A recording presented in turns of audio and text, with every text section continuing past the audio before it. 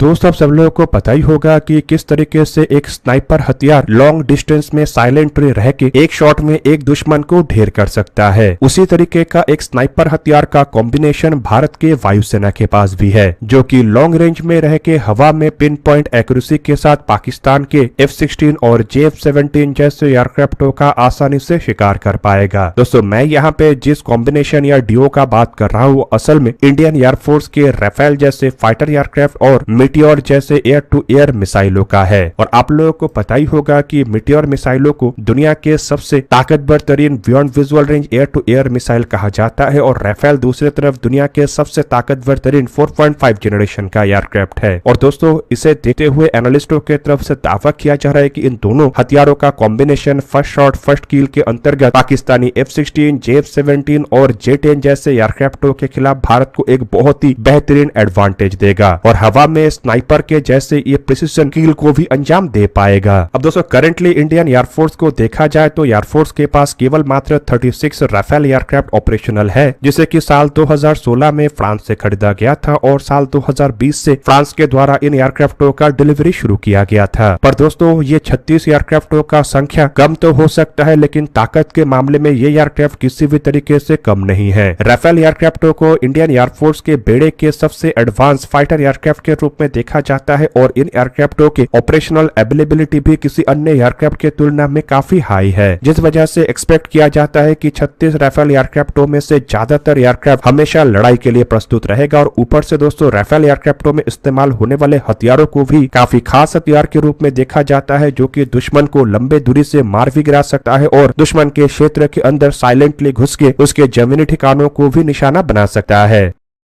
Even दोस्तों जब से राफेल एयरक्राफ्ट इंडियन एयरफोर्स के बेड़े में शामिल हुआ है तब से पाकिस्तान के अंदर काफी अधिक बेचैनी जहां पे है, तो वहीं पे एनालिस्टों की तरफ से एक्सपेक्ट किया जा रहा था कि आने वाले समय का किसी भी लड़ाई में भारत राफेल एयरक्राफ्टों को सबसे पहले इस्तेमाल करेगा। वहीं पे रिसेंटली जब पाकिस्तान के साथ भारत का टेंशन बढ़ा है तो रिपोर्टों में क्लेम किया जा रहा है कि इंडियन एयरफोर्स के द्वारा राफेल और सुखोई 30 MKI एयरक्राफ्टों को फॉरवर्ड एरिया में एक्सरसाइजेस से भी गुजारा जा रहा है। हालांकि दोस्तों जब इंडियन एयरफोर्स के द्वारा राफेल एयरक्राफ्ट खरीदा गया था तब इसे लेके काफी अधिक कंट्रोवर्सी भी किया गया, पर यह सभी कंट्रोवर्सी फेल हुआ। और आप लोगों को बता दूं कि एयरफोर्स के द्वारा करीबन 58,000 करोड़ रुपया मतलब अप्रोक्सीमेटली 7.8 बिलियन यूरो की लागत से इन एयरक्राफ्टों को खरीदा गया है। टेक्नोलॉजी वाइज अगर इन एयरक्राफ्टों को देखा जाए तो ये 4.5 जनरेशन के एयरक्राफ्ट है और इन एयरक्राफ्टों में और 5th जनरेशन के एयरक्राफ्टों में केवल मात्र एक ही अंतर है और वो है स्टेल्थ प्रोफाइल। और अगर राफेल एयरक्राफ्ट स्टेल्थ एयरक्राफ्ट होता तो ये संपूर्ण रूप से एक 5th जनरेशन के फाइटर एयरक्राफ्ट होता। और इसका सिंपल मतलब यह है कि इन एयरक्राफ्टों में कई तरीके के ऐसे टेक्नोलॉजीज का उपयोग किया गया है जो कि मॉडर्न 5th जनरेशन के फाइटर एयरक्राफ्टों में रहता है। राफेल एयरक्राफ्टों का सबसे खास कंपोनेंट है इसमें इस्तेमाल होने वाले active electronical scan array radar, जो कि काफी लंबे दूरी तक जहां पे टारगेटों को ट्रैक कर सकता है, तो वहीं पे मीटियोर जैसे beyond visual range air to air मिसाइलों को भी लंबे दूरी में टारगेटों को एंगेज करने में मदद करता है। जबकि इन रडारों को इस तरीके से बनाया गया है कि यह दुश्मन के जो जैमिंग कैपेबिलिटी है उसे भी काउंटर कर सकता है। इसके अतिरिक्त एयरक्राफ्टों में इस्तेमाल होने वाले इलेक्ट्रॉनिक वॉरफेयर सिस्टम्स को भी काफी खास माना जाता है और कुछ रिपोर्टों के मुताबिक इन एयरक्राफ्टों का कीमत का ज्यादातर हिस्सा तो इन इलेक्ट्रॉनिक वॉरफेयर सिस्टम और रडारों में ही खर्चा हो जाता है। राफेल का जो इलेक्ट्रॉनिक वॉरफेयर सिस्टम है वो भी दुश्मन के इलेक्ट्रॉनिक हमलों को नाकाम कर सकता है। खास करके अगर देखा जाए तो मॉडर्न वॉरफेयर में जो इलेक्ट्रॉनिक वॉरफेयर एनवायरमेंट है उसके अंदर भी घुस के राफेल एयरक्राफ्टों के द्वारा मिशनों को अंजाम देना संभव है। अब दोस्तों ये जो एयरक्राफ्ट है जब से इंडियन एयरफोर्स के बेड़े में आया है तब से खाली पाकिस्तान ही परेशान नहीं है बल्कि चाइना भी एक तरीके से परेशान है। और चाइना के मीडिया में तो ये तक क्लेम किया जाता है कि राफेल एयरक्राफ्ट को काउंटर चाइना के J-20 एयरक्राफ्ट करेगा।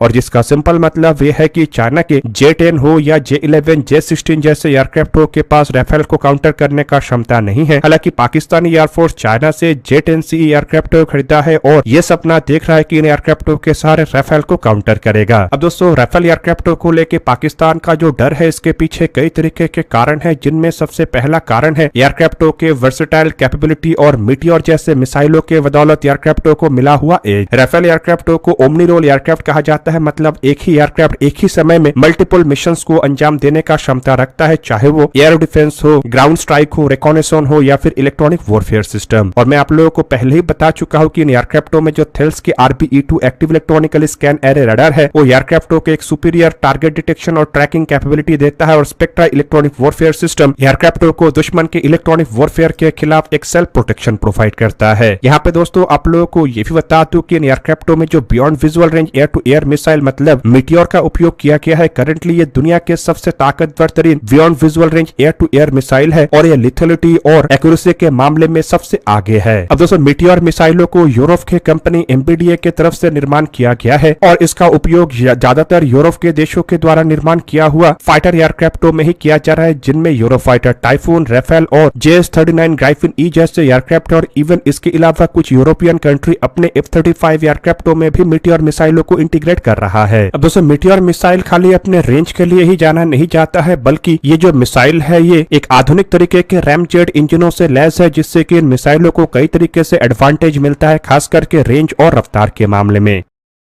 ट्रेडिशनल मिसाइल जहां पे क्विकली अपने फ्यूल को बर्न करता है, तो वहीं पे रैमजेट मिसाइल कंट्रोल तरीके से फ्यूल को बर्न करता है, जिससे कि ये काफी तेज रफ्तार मतलब मार्क 4.5 के रफ्तार से ट्रैवल कर सकता है और लंबे दूरी तक मतलब 150 से 200 किलोमीटर दूर तक टारगेटों को एंगेज कर सकता है। इवन दोस्तों इस वजह से इन मिसाइलों के जो नो एस्केप जोन है वो भी काफी हाई है और रिपोर्ट में क्लेम किया जाता है कि ये करीब करीब 60 से 80 किलोमीटर तक है। जबकि पाकिस्तान के पास जो M120 AMRAAM जैसे मिसाइल है जो कि F-16 एयरक्राफ्टों में इस्तेमाल हो रहा है, और पाकिस्तान के JF-17 और J-10CE जैसे एयरक्राफ्टों में इस्तेमाल होने वाले PL-15 जैसे मिसाइलों के मुकाबले में भी ये रेंज और रफ्तार में काफी आगे है। अब दोस्तों ये जो रेंज और रफ्तार है ये इंडियन एयरफोर्स को एक एडवांटेज देगा, मतलब लड़ाई में जो पहला वार करेगा और पहला शिकार करेगा वो लड़ाई में आगे रहेगा। अब दोस्तों रेंज के मामले में तो राफेल एयरक्राफ्टों के रडार और मिसाइल पाकिस्तान के किसी भी एयरक्राफ्टों के रडार और मिसाइलों से आगे है, तो वहीं पे जब तक पाकिस्तान भारत के राफेल एयरक्राफ्टों को डिटेक्ट करेगा तब तक तो पाकिस्तान के इन एयरक्राफ्टों के खिलाफ मिसाइलों को राफेल दाग भी चुका होगा। मतलब एक तरीके से आप कह सकते हैं कि पाकिस्तानी एयरक्राफ्ट के मिसाइल के रेंज और रडार के रेंज के बाहर रह के ही राफेल एयरक्राफ्ट अपने मिसाइलों का उपयोग इन एयरक्राफ्टों के खिलाफ कर पाएगा, जबकि पाकिस्तान के पास फिलहाल इस तरीके का कैपेबिलिटी नहीं है और राफेल एयरक्राफ्टों के खिलाफ मिसाइल दागने के लिए इन एयरक्राफ्टों को भारत के राफेल एयरक्राफ्टों के मिसाइलों के रेंज और रडार के रेंज के अंतर्गत आना पड़ेगा। और मुझे नहीं लगता है कि इस रेंज के अंदर आने के बाद पाकिस्तान का कोई भी एयरक्राफ्ट बच सकेगा। अब दोस्तों लड़ाई जैसे सिचुएशन में ये भारत को कई तरीके से बेनिफिट देगा, जिनमें सबसे पहला जो एडवांटेज है वो है स्टैंड ऑफ एंगेजमेंट। मतलब दोस्तों राफेल एयरक्राफ्ट और मीटियोर जैसे मिसाइलों के कॉम्बिनेशन के साथ इंडियन एयरफोर्स के राफेल जो है वो पाकिस्तानी एयरफोर्स के F-16, JF-17 और इवन नया J-10CE एयरक्राफ्टों को काफी दूर से एंगेज कर पाएगा। और इवन इन एयरक्राफ्टों में इस्तेमाल होने वाले 100 किलोमीटर रेंज के M120 और 145 किलोमीटर रेंज के PL-15 मिसाइलों के रेंज के बाहर रह के ही इंडिया अपने कार्रवाई को अंजाम दे पाएगा।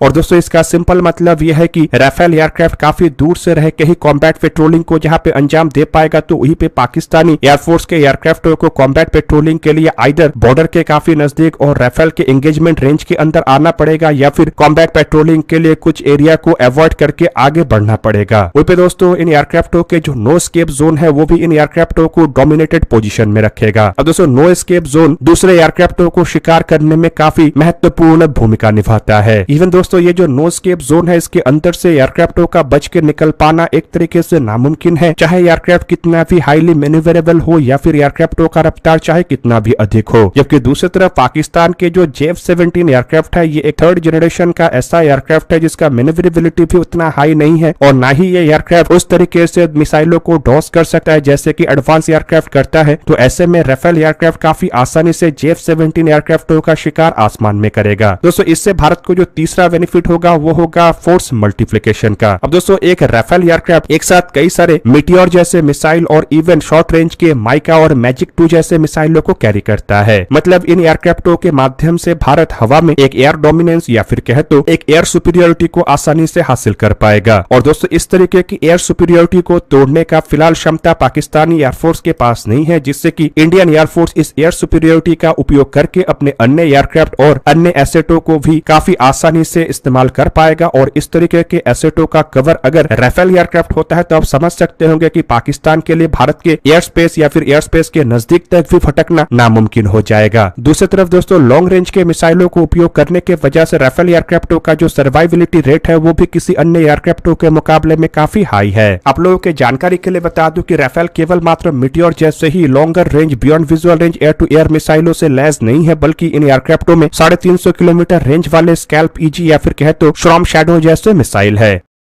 जो कि एक एयर लॉन्च क्रूज मिसाइल है। और ये मिसाइल को स्टेल्थ मिसाइल भी कहा जा सकता है, मतलब ये दुश्मन के रडार से अपने आप को बचा सकता है। और ऊपर से ये मिसाइल काफी लो फ्लाई करता है, जिस वजह से मिसाइलों को डिटेक्ट कर पाना जहां पे दुश्मन के लिए एक तरीके से नामुमकिन है, तो वहीं पे लॉन्गर रेंज के होने की वजह से राफेल इन मिसाइलों का उपयोग पाकिस्तान के किसी भी एयर डिफेंस सिस्टम या एयर डिफेंस रडार के कवरेज से बाहर रह के कर पाएगा, जिससे कि पाकिस्तान के लिए ऐसे मिशनों के दरमियान अपने एयर डिफेंस मिसाइलों के माध्यम से राफेल एयरक्राफ्टों को निशाना बनाना या फिर इवन डिटेक्ट कर पाना तक भी नामुमकिन होगा। जबकि दोस्तों इससे भारत के डिटरेंस कैपेबिलिटी भी एनहेंस होगा। यहाँ पे आप लोगों के जानकारी के लिए बता दूं कि राफेल और मीटियोर जैसे मिसाइलों के कॉम्बिनेशन अगर इंडियन एयरफोर्स के द्वारा हवा में इस्तेमाल किया जाता है तो मुझे नहीं लगता है कि पाकिस्तान का कोई भी एयरक्राफ्ट इन एयरक्राफ्टों के आसपास भी भटकने का हिम्मत करेगा। और इससे नो डाउट लड़ाई जैसे सिचुएशन में और इवन लड़ाई में इंडियन एयरफोर्स को ही फायदा मिलेगा। दोस्तों आप लोगों को क्या लगता है कि क्या पाकिस्तान कभी भी भारत के राफेल एयरक्राफ्टों को काउंटर करने का क्षमता जुटा पाएगा या नहीं? कमेंट करके अपनी राय अवश्य दीजिए। दोस्तों आज के इस वीडियो को यहीं पे ही करते समाप्त। किसी और एक दिन किसी और एक वीडियो में मिलेंगे, तब तक के लिए जय हिंद, वंदे मातरम।